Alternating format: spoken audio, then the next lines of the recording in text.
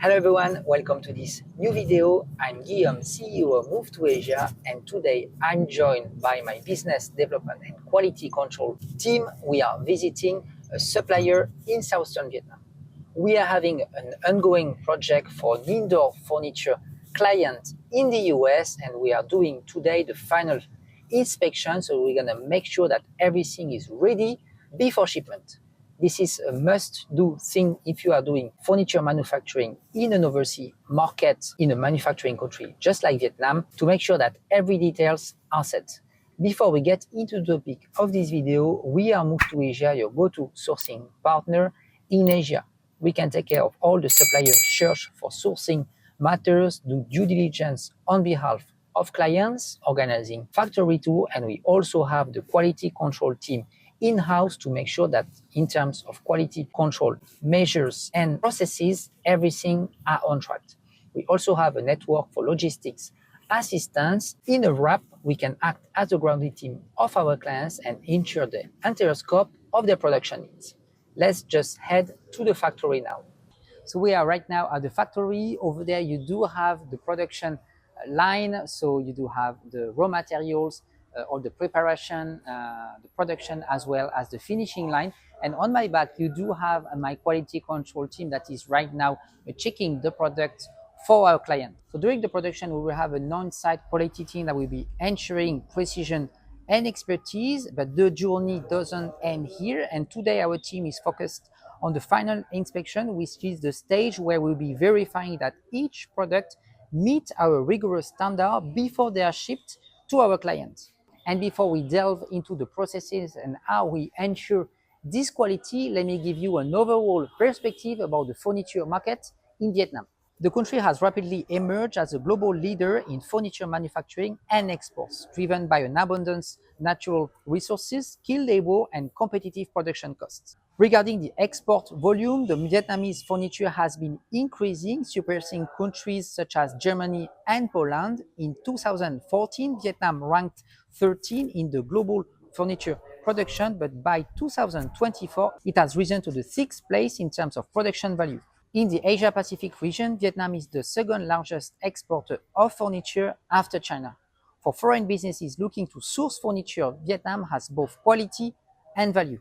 And in 2024, the US is the first importer of Vietnamese-made furniture worldwide, showing a 24% increase compared to last year. According to the General Department of Vietnam Customs, the export value of wood furniture is targeted to reach a new record in 2025. And in Vietnam, you find a lot of small-scale to mid-scale workshops, just like this factory here today, that are able to accept very low MOQ for new entrants looking to diversify their supply chain in Vietnam or outside of China. International brands such as IKEA and Ashley Furniture are already having manufacturing plants in Vietnam or working with Vietnamese suppliers. Nevertheless, not all of the small-scale factories in Vietnam are having this emphasis about ensuring quality control through the entire value chain. So you do have to hire a third-party team in country that will take care of the due diligence at the beginning of the production, but also quality control during the production, as well as the final inspection, just what we are doing today. Now follow me, we get closer to the team.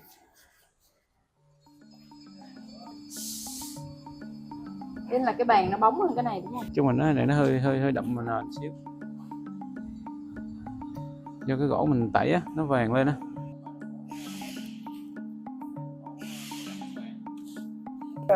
Cái mặt này cho nó bằng nè. Rồi bắt đầu mới đến công đoạn là thẳng ở đây. Đó. Cái này nó chưa có thẳng ha. Đúng rồi, đang chỉnh lại đó. Đây nè, như bên này là Mở bên đó chi.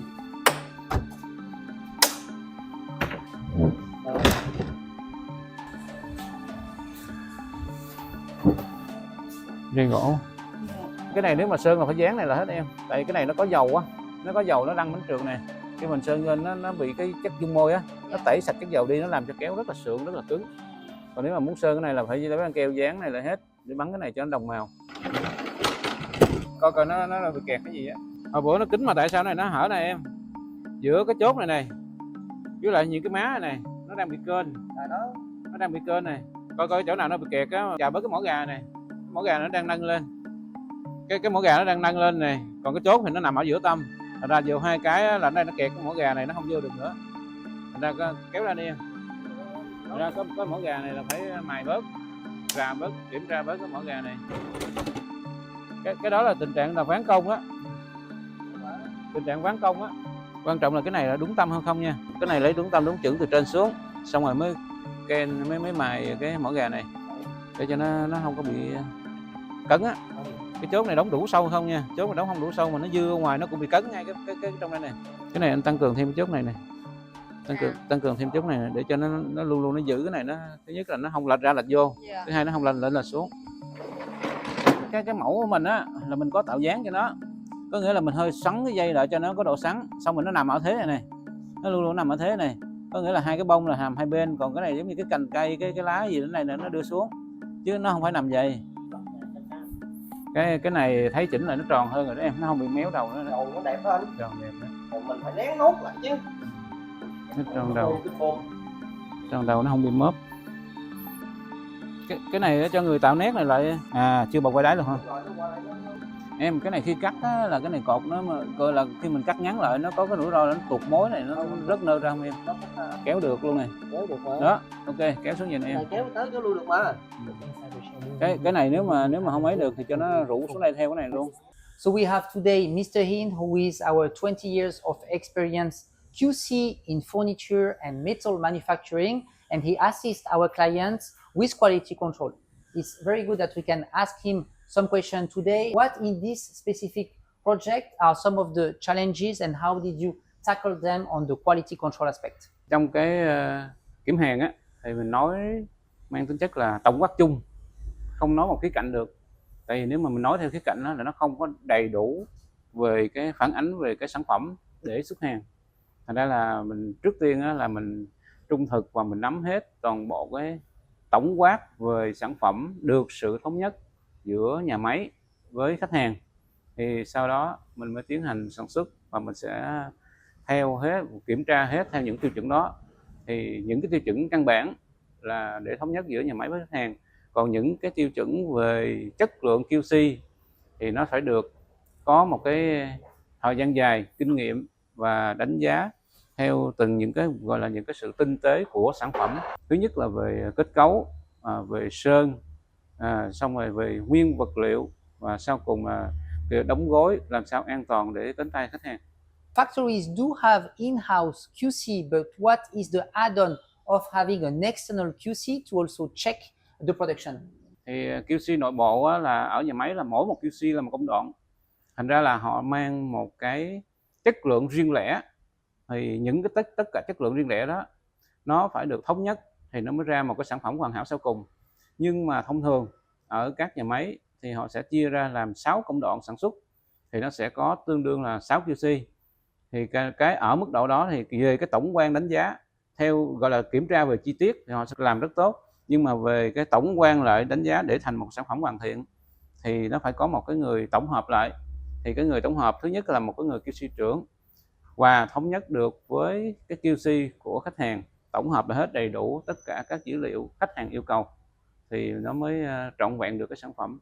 So what are the common mistakes that we can find in Vietnamese factories that we should put a strong focus? Thì nói chung á, là trong cái quá trình kiểm soát thì đối với tùy theo cái mô hình sản xuất, nếu như sản xuất mà mô hình mà sản xuất lớn á, thì tất cả những cái lỗi gọi là những cái về chất lượng cơ bản của sản phẩm thì nhà máy lớn là họ sẽ kiểm soát được rất là tốt. Đối với những nhà máy nhỏ thì thông thường là mình sẽ bám theo ngay từ sản xuất, kiểm tra và đánh giá và chốt quyết định là được hay không được để đưa vào trong sản xuất.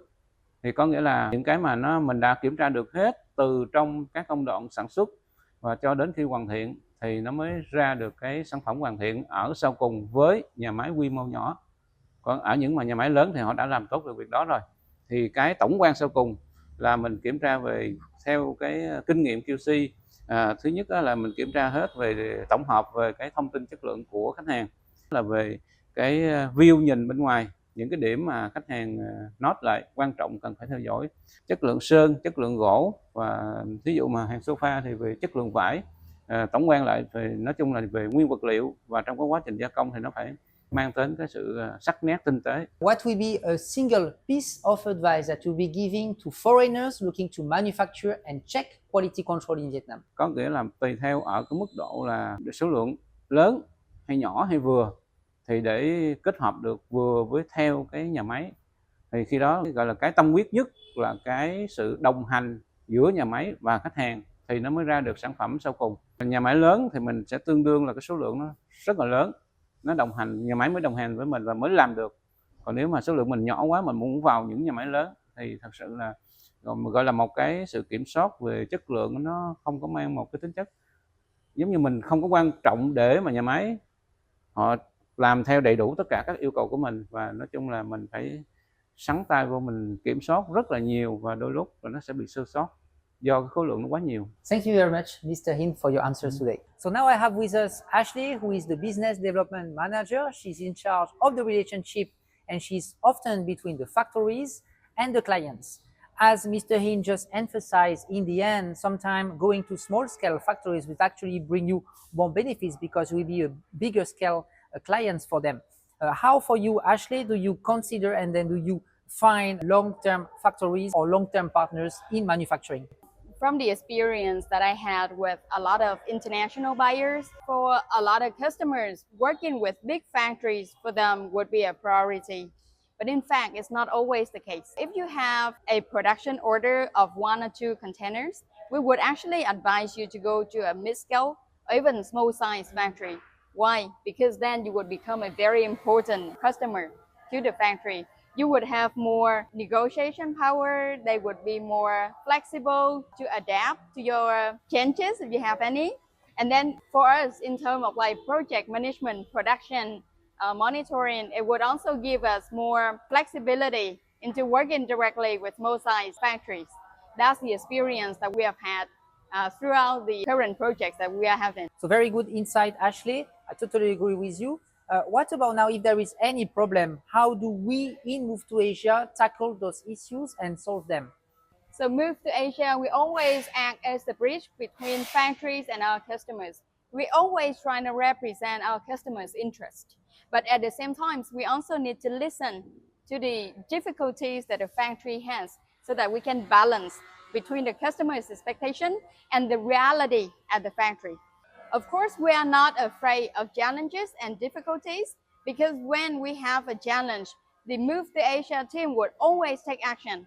We would always listen to the real problems and real feedback from our customers, and we would always take it to discuss directly with factories. And from challenges like that, we will be able to identify who is a good factory and who is not a good factory. From that experience, we can pass it on to the next customer when we have a new project with them. In short, I see MoveToAsia as a problem solver team. We always try to find a balance point between the customer's expectation and the reality that happens in the factory so that we still maintain the client's benefits and interests. So we keep a good relationship with the factory for the long-term partnership. I'm 100% aligned about that. I think choosing a small-scale factories will bring you more benefits. You get better pricing, better conditions, maybe a more reliable team that will be willing to do the extra mile. But you will need on the other side to probably to have a local ground and QC team and someone who can ensure the total scope of the production. Thank you, Ashley, for this. So basically, you understand that Vietnam has potential in terms of manufacturing indoor furniture. If you want to learn more about that, check below about our product and services. And finally, if you enjoy this video, leave a thumbs up. I'll see you in the next video. Thank you. Bye-bye.